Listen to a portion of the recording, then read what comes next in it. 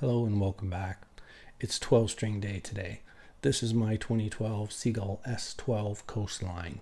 It's in need of a restringing, so we're going to double check the setup, remove the strings, give it a good cleaning, put the strings back on, and do a tune-up on it to show you how to tune a 12-string guitar. So with that, let's get to it. Off to the bench. So the first thing we're going to do is check the action at the nut. Now what you do to check that is you put your capo on the 3rd fret. And if I knew where the heck my capo was, I'd probably do that. But I don't. So what we're going to do is push down on the 3rd fret and tap there. You want just a little bit of a gap. And you can tell there's a bit of a gap if you hear that.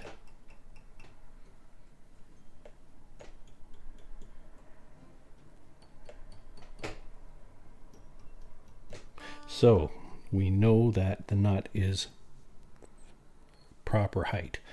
You'll also notice that it's browned. That's because it's made of tusk and it's been exposed to sunlight. And that's what happens when tusk is exposed to sunlight for a long period of time. Don't recommend that, but oh well, that's what happens. The next thing to check is the string action at the 12th fret. And for that, we will need our headache glasses and our measuring utensil. In millimeters at the 12th fret, we have 2, 2, 2 1/4, 2. So we have roughly about 2 millimeters at the 12th, and that's a little high for what I usually like, so we are also going to get to do a truss rod adjustment today. So wow, that's what's probably next. So back to the bench. So what is a truss rod and how does it work? This is a professional artist's rendition of a guitar neck. This is side view, this is top view. So there is a metal beam that goes through the center of the neck, and it is buried deep in there and has a bow to it. Now there's an adjustment on some guitars up here in the head stock and some down here inside the sound hole. And it's usually a 6-sided L-shaped adjustment key that you need for those things, not a paid promotion. Anyways, as you tighten this, what happens is this rod wants to become shorter. When it does, the center part pulls up. In essence, what happens is the headstock goes down, or the neck just straightens out. Now you want a little bit of bow in the neck in the same direction as this. That's so that when you push the strings down here, you don't end up tagging these frets up here and creating a buzz. But what happens is this has got just a little bit of a bow in it on my 12 string, so we're going to try and flatten it out just a little bit more. And that is basically a truss rod. Now the truss rod obviously has pressure on it and on the neck, so you don't want to adjust the truss rod when the strings are at tension. So we're going to loosen off the strings, and because we are doing a setup, you always want to do setups on the old strings, and that's because you're going to be tightening and loosening and tightening and loosening. So because you're doing that, you want to take the tension off of the skinny strings first. Some of you will know why, but that is because if you take the pressure off these big heavy strings, it's going to increase the pressure on the light strings, and you have a bigger chance of breaking one of them. And even though we're going to be changing the strings anyways, you don't want to be loosening and tightening and loosening and tightening brand new strings. So we just take enough pressure off that we can widen out this gap here and get at our key, which is just inside there. Now, I'm not going to tell you what size of Allen key this is because, well, you should have to go find out for yourself because all guitars vary. Many guitars vary. Either way, find out the size that fits your guitar and make sure you get the right one, because you don't want to strip this here screw because, well, it's attached to a rod that's buried inside this wood. So what we want to do here is lower the head because we want to lower the action. Now, you usually don't lower action using a truss rod. You should be using it with the saddle by shaving some off the bottom. But the truss rod will do a very minor adjustment. So what we want to do is lower this. So we want to make that rod shorter. We want to tighten this. So I've given it about a quarter turn, not even quite a quarter turn. That's going to be enough. So now we're going to bring it back to, you don't have to tune it right up for this. All you have to do is get into a rough tune so that you've got pressure on the strings, and then we're going to recheck the action.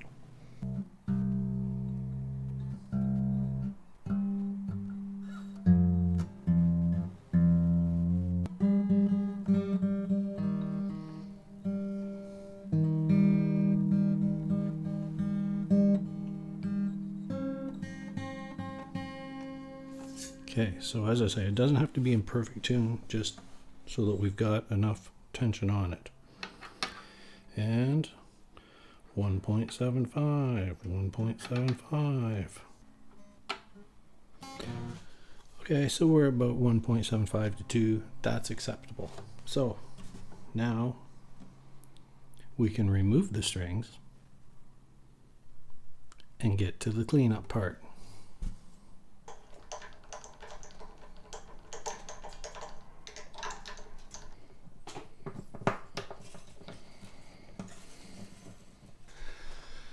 So now we're at the cleaning stage.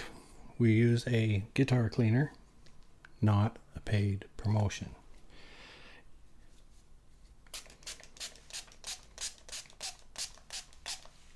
First thing we're going to do is the fretboard, because the fretboard is rather ugly up at this other end.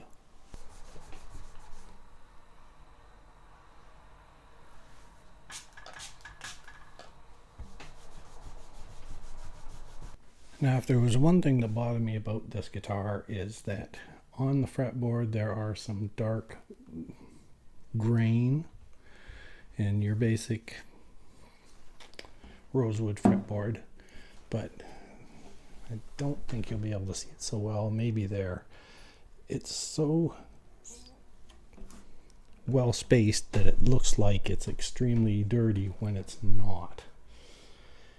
And hence I have gone over this thing and I have cleaned it and cleaned it and cleaned it and cleaned it and rubbed it and rubbed it and rubbed it, and nothing comes off because it's not dirt, it's the grain of the rosewood.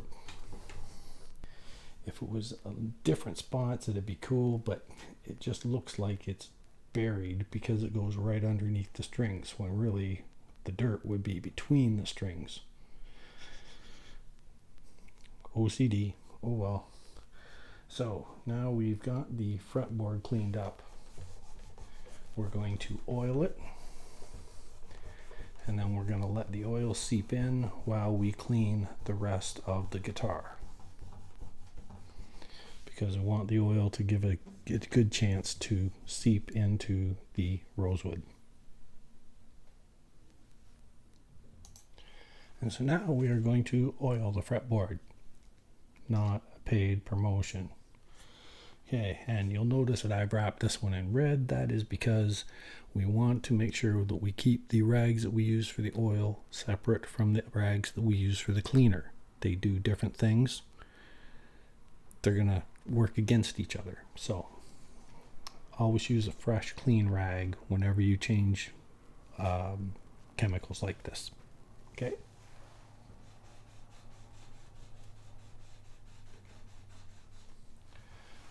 Good full 100% coverage. You can be rather liberal with this because we're going to leave it on there for a little while and then we're going to wipe off the access.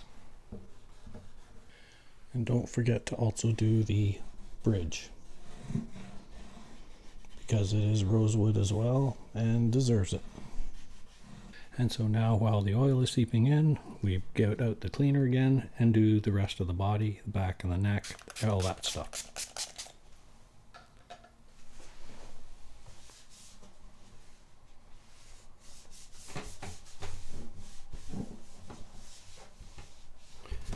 So the makeup of this guitar is a solid cedar top, laminated wild cherry sides and back. The neck is silver maple. Of course, the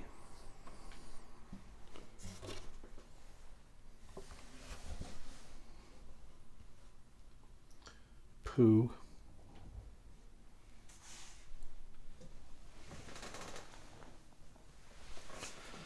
some of the fretboard oil has got on the back of the neck. So we're going to want to wipe that off first, and then we will clean it with the cleaner.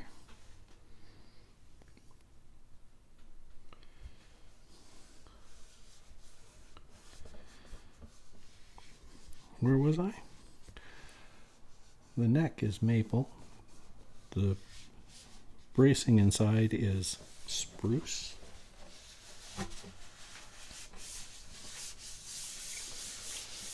So with it being a solid cedar top and being a Seagull, it has a matte finish or a satin type finish. Solid cedar is a very soft wood. It marks very easily. So with it being a satin finish, that is for resonance. The resonance of this faceplate, faceboard is rather resonant. Anyways, so with that, we don't wax this guitar, we just clean it, because a wax buildup will deaden the sound. And you have a solid cedar 12 string, what you have is a lot of sound. So now we've let the oil seep into the fretboard long enough. We're going to wipe it off with a clean oil rag.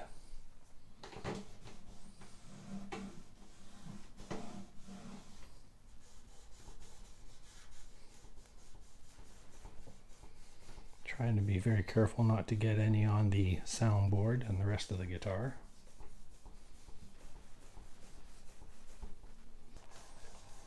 And try to get as much of the excess off, because we don't want the oil to get between the rosewood fingerboard and the maple neck. So you don't put on really thick fluids and leave them on there for extended amounts of time. I'm going back over and making sure that I get all the oil that's right at the frets. We don't want the oil to get down in the gap where the frets go down in. So now we are at restring time. Not a paid promotion.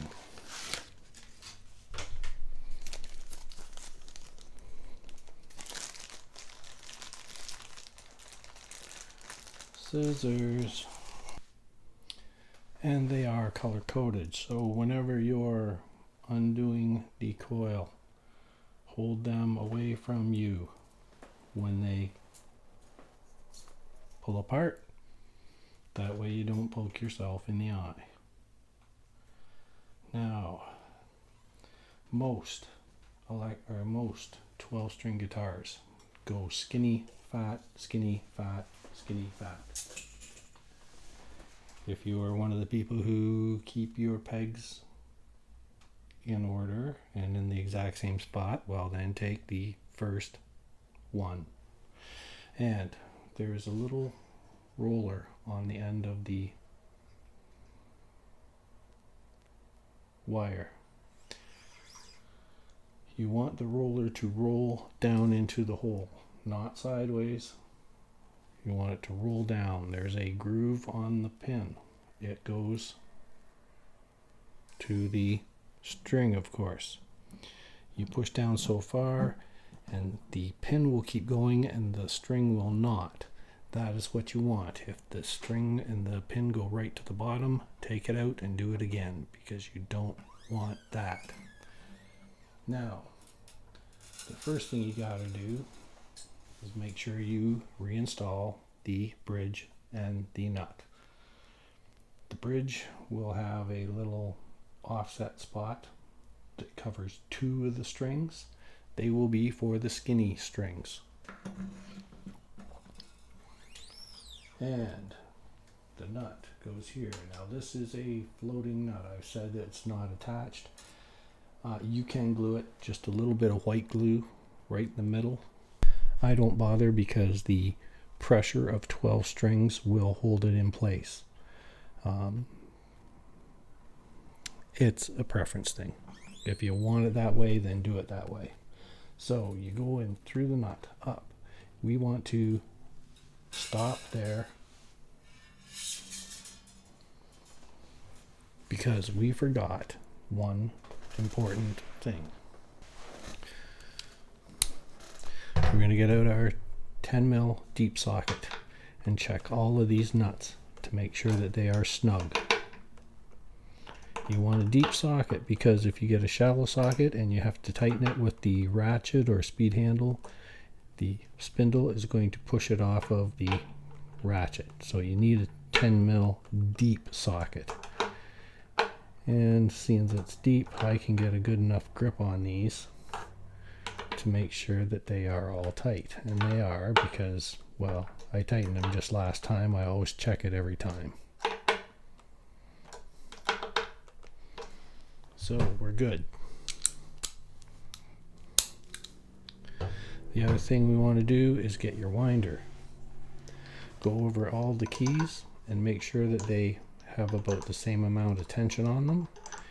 You can adjust the tension by the small Phillips screw that is right in the end of the key, paddle, whatever you want to call it.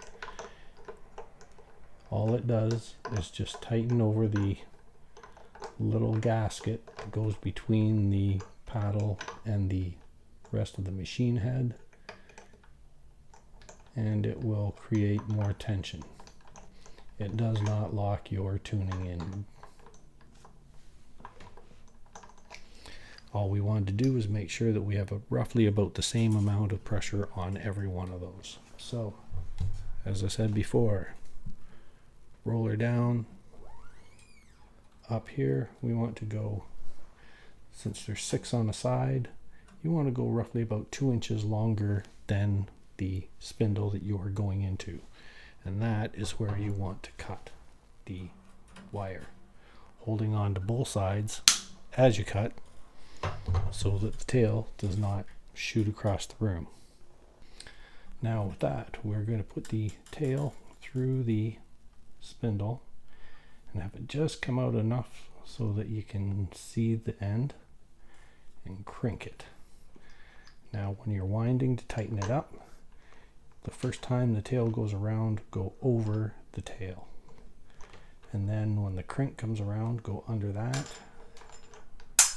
And then the tail's going to come around and go under that. And keep rolling down into the headstock.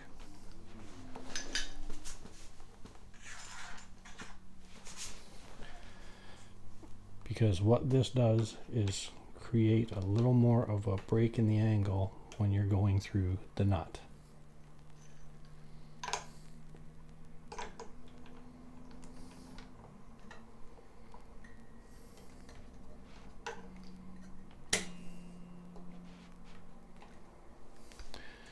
Now once I get all the strings on it, then we will make sure that this here is in the right spot.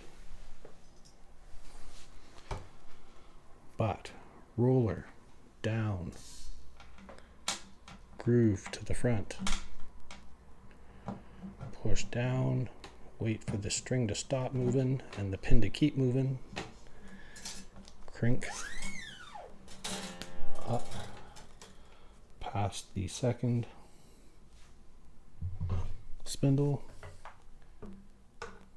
hold both sides, cut, put the tail through the hole,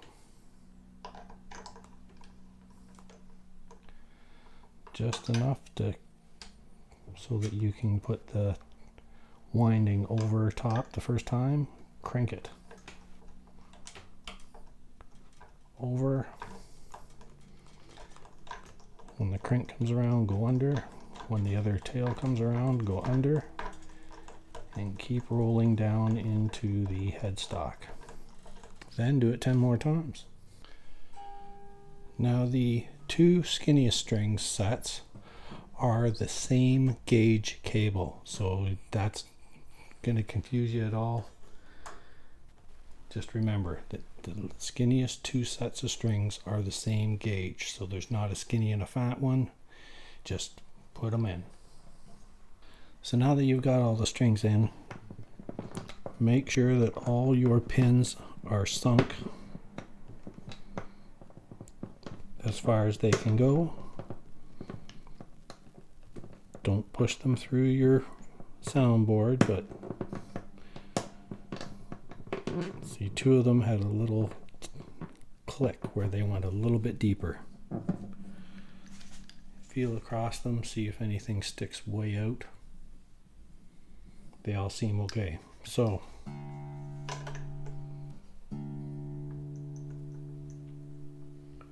now it's going to take a lot of stretching to get these all into tune, but your basic is find your E string,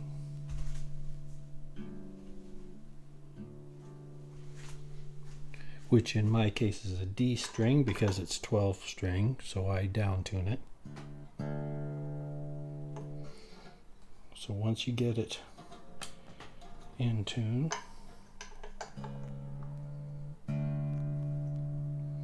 the skinny string beside it, it should match the harmonic at the 12th. So the skinny string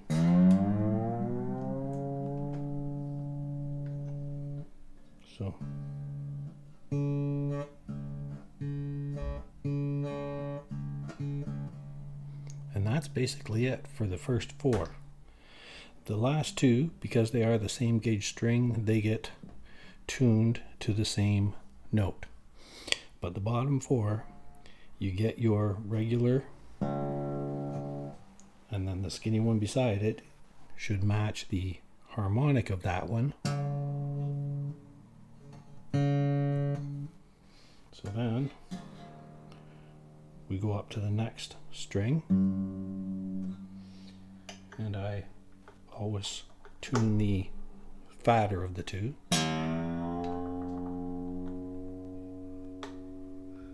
Now I'm just putting them into a close by. We'll worry about getting them all in tune later. But the skinny string should match that.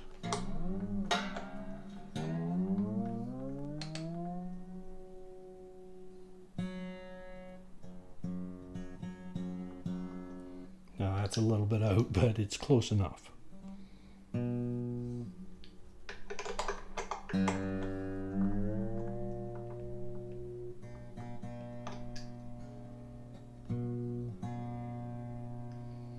then the harmonic off of that one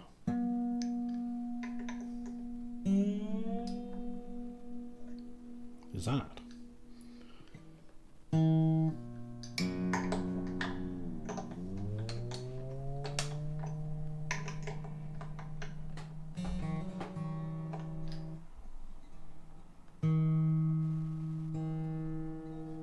This is the one that you're going to break. If you're going to break one, it's the skinny one on, well, what I would call an F, but the fourth from the thickest or the third from the thinnest. So to do that one, you have to get that harmonic.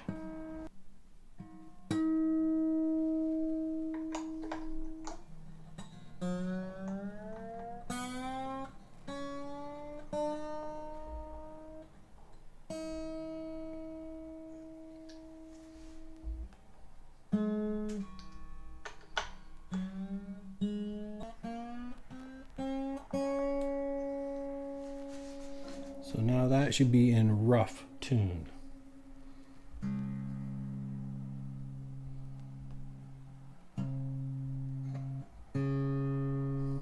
Okay, so like I say, that's your basic how you tune it. Now it's just a matter of reefing on them and stretching them and then retuning and then doing it again and again and again. Gonna take about 8 to 10 times to get that to do that. So go ahead and I'll see you at the other end.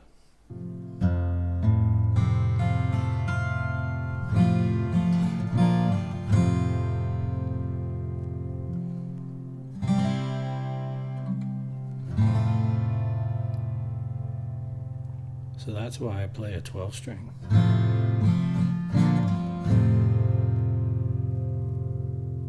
It's the chime. So how to tune a 12 string. You get your low note, which is going to be the second from the bottom because it's the fatter of the two strings. Whether you get it to an E or a D or whatever that is, mine is a D. You hit the harmonic on that note, and that is where the skinny string wants to be. Same thing. Next, I have a G. Yeah, next I have a G. And then the harmonic is what the skinny string beside it is. C, harmonic, skinny string. F, harmonic, skinny string. And then the two skinniest of the strings, the two low strings or skinny strings or pair of skinny strings are the same tune. So they are both at, these ones are A and D and D. And that's what gives you your 12 string chime. So that's it, top to bottom. Thanks for watching. Please share, like, subscribe. Leave a comment below. Tell me what I did right, what I did wrong. I know I do things wrong. I'm not a luthier, just an old guy with too much time on my hands. So with that, we'll catch you next time. Bye now.